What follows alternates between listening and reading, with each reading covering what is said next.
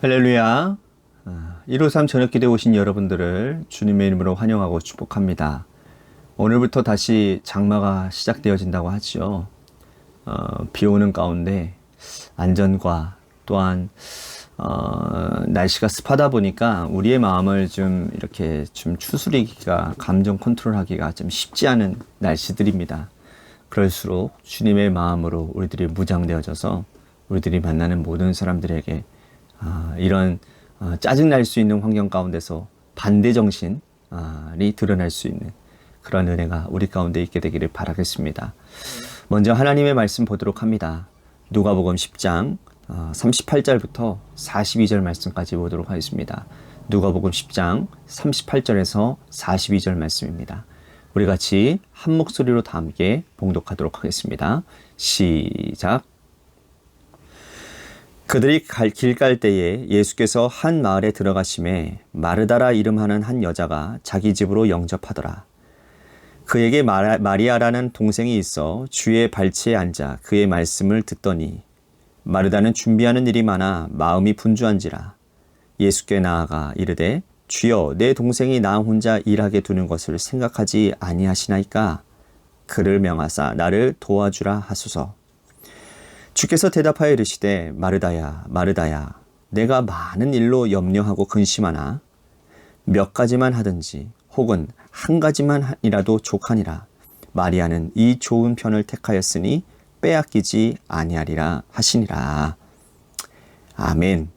어떤 사람들은요, 여러분, 어떤 사람을 만나든지 어떤 일을 하든지 반드시 우리들이 기억해야 될 것 한 가지가 있습니다. 그것은 뭐냐면 한 가지만 보지 말고 통합적으로 보고 사고해야 된다는 거예요. 만약에 이 통합적으로 사고하지 못하고 한쪽 면만 집중하면 반드시 문제가 생기게 되어져 있습니다. 예를 든다면 몸이 아프면 의사에게 찾아가서 약을 처방받아야 되죠. 그런데 낫지 않아요. 아무리 훌륭한 의사를 찾아가고 좋은 약을 먹어도 그대로입니다. 그때는 인간이 육체와 영으로 이루어져 있다는 사실을 떠올려야 되는 거예요. 이 육체와 영혼은 연결되어져 있기 때문이죠.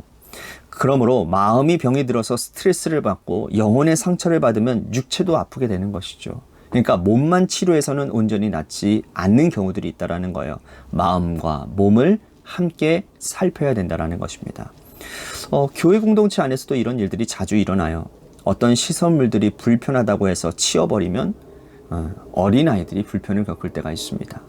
같은 공간을 사용하는 어른들과 학생들의 입장에서 우리가 통합적으로 살펴봐야 된다는 것이죠.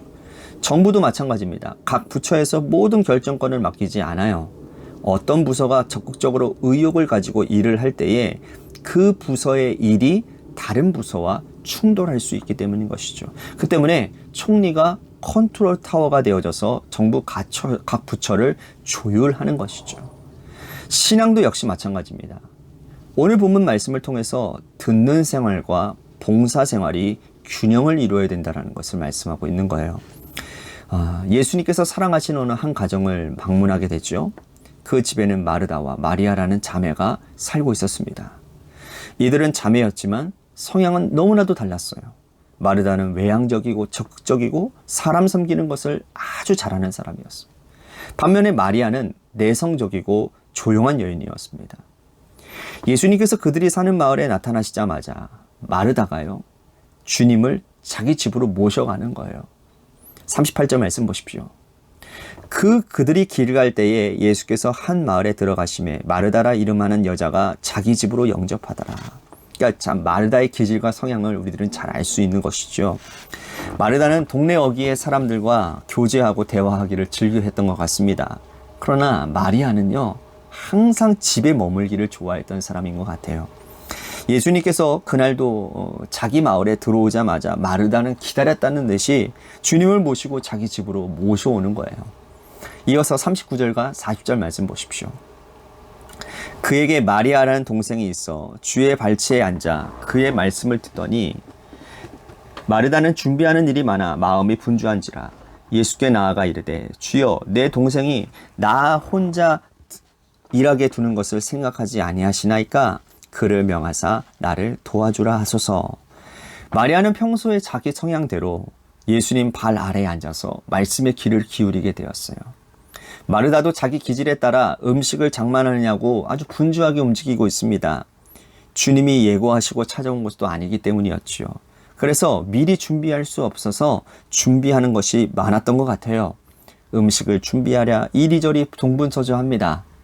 마음이 나뉘어졌다고는 말씀을 하고 있어요. 마르다는 자신이 이렇게 열심히 일을 하는데 가만히 앉아있는 마리아를 보면서 화가 나는 거예요. 그녀는 주님께 불평합니다. 주님, 내 동생을 명해서 나를 도와주라고 하세요. 준비하는 일이 많아 마음이 분주했다라는 말은 마음이 여러 갈래로 나뉘어졌다라는 뜻이거든요. 한 가지만 하든지 혹은 감당할 수 있을 일만 했으면 마음이 분열될 일이 없었을 텐데 마음이 나뉘어지니 자기를 돕지 않는 마리아를 향한 원망 불평의 마음이 쏟아져 나왔고 그 불평은 곧 주님을 향한 불평까지 이어지게 되었다라는 것이죠. 자, 교회 공동체에서 열심히 섬기고 봉사하는 사람들이 가지고 있는 전형적인 딜레마라고 할 수가 있습니다. 여러분, 사람들은요, 타고난 기질과 성격을 가지고 신앙생활을 합니다. 그런데 문제는 뭐냐면 타고난 기질이 외향적이고 섬기기를 좋아하는 분들이 교회 공동체에서도 마르다처럼 준비하는 일이 많다라는 거예요. 성격이 좋기 때문에 이 사람 저 사람의 부탁을 거절하지를 못하는 거예요.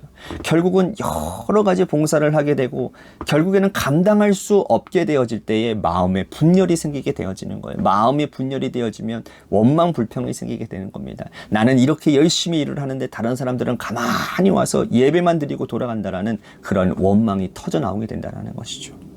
그 원망은 사람에게 가고 결국은 하나님께로 간다라는 거예요.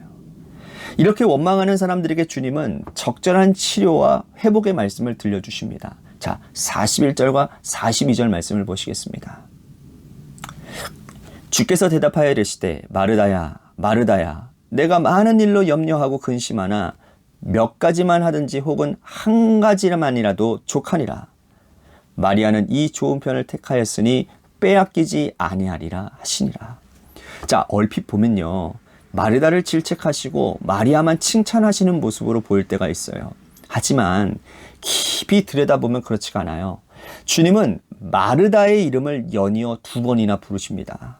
아주 급할 때 혹은 지극히 사랑할 때 누군가 이름을 2번씩 부르지 않습니까? 여러분, 예를 들면 아브라함아 아브라함아 기억나세요? 이삭을 하나님 앞에 바치려고 할 때에 칼을 들어 이삭을 죽이려고 할 때에 하늘의 천사가 다급하여서 아브라함아 아브라함아 부르지 않습니까? 이런 거예요. 주님이 마르다의 이름을 2번이나 부르신 것은 내가 너를 지극히 사랑한다라는 주님의 마음의 표현이라는 겁니다. 내가 나를 섬기고 내가 나를 사랑하기 위해서 이렇게 열심히 준비하는 것 나 잘 알고 있단다. 우선 주님은 마르다의 수고를 인정하고 위로해 주십니다. 마음에 불만으로 가득 차 있는 이 마르다의 이름을 2번이나 불러주시면서 위로해 주시는 거예요. 그리고 그 치료해 주십니다.